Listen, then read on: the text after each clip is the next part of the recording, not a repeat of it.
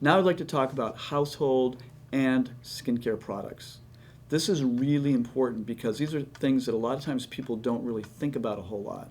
What you're exposed to every day in terms of cleaning chemicals and what you're putting on your body every day is really important. The truth is, you breathe in those fumes, and anything that you put on your skin is part of that. 30, 40, sometimes 50% of it gets absorbed into your bloodstream, and now your liver has to deal with it. The problem is the regulations on the cleaning stuff and the regulations on skincare products are not the same as food. And as we've already seen with GMO and pesticide-laden foods, there sometimes isn't enough control with that either. So we really have to be careful. These are very, very important points. So if you can't eat it, it shouldn't go on your skin. That's the bottom line. If you look at the ingredients and there's 3 million things that you can't read, most likely a number of those substances are literally carcinogenic. And if you were to, bathe a rat or a mouse in it, which they do, unfortunately, they will find that those ingredients are carcinogenic. So number one, try to use substances or ingredients or products that are not tested on animals, because if they're not tested on animals, there's a darn good chance that they are not toxic. Okay. Personal care products such as soaps, makeup, shampoos, lip balms, sunscreens, all these things can have a lot of chemicals. A lot of lip balms have a lot of lead. That's one of the things that makes the lip balm soft and smooth, but unfortunately, lead is a very serious heavy metal, gets into the bones, and causes arthritis and a lot of problems for people over the years. And of course, for children or young people, it's very, very dangerous. Cooking utensils and methods of cooking. Don't use cheap aluminum cooking utensils. That cheap aluminum absorbs very readily into the food, and by doing that, we get aluminum toxicity. And with aluminum, they have found high amounts of aluminum in the brains of Alzheimer patients.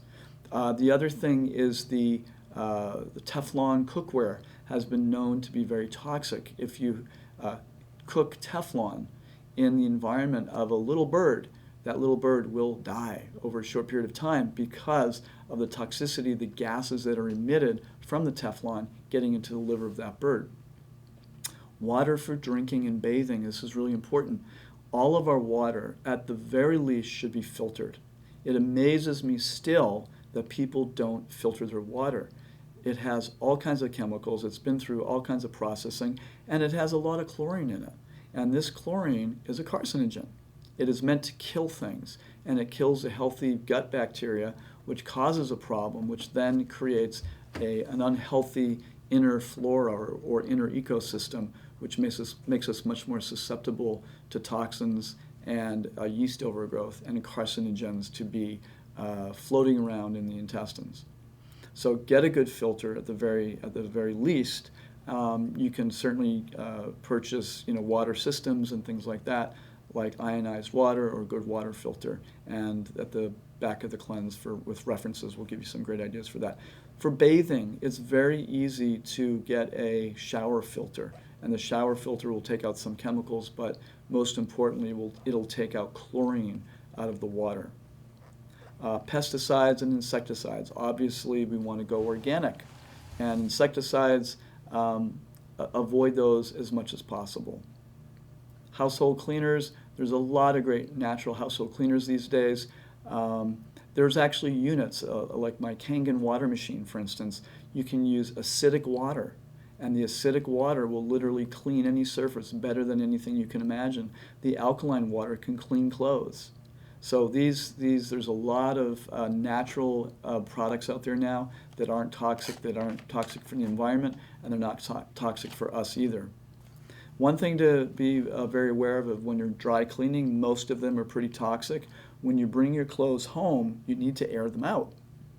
What you really want to do is open up the plastic and put it outside, or leave it in your car and open the windows for a little while. You want to let the fumes off gas before you bring it into your house, because they are toxic. Detergents also have a toxicity, and those nice little things that you put in your dryer to make your clothes smell. Those are phytoestrogens. No, sorry, not phytoestrogens. They're estrogen mimics. And what that means is they go to the receptor sites where estrogen goes, and they can actually contribute to estrogen receptive cancers. Another form of toxicity is EMF wireless toxicity.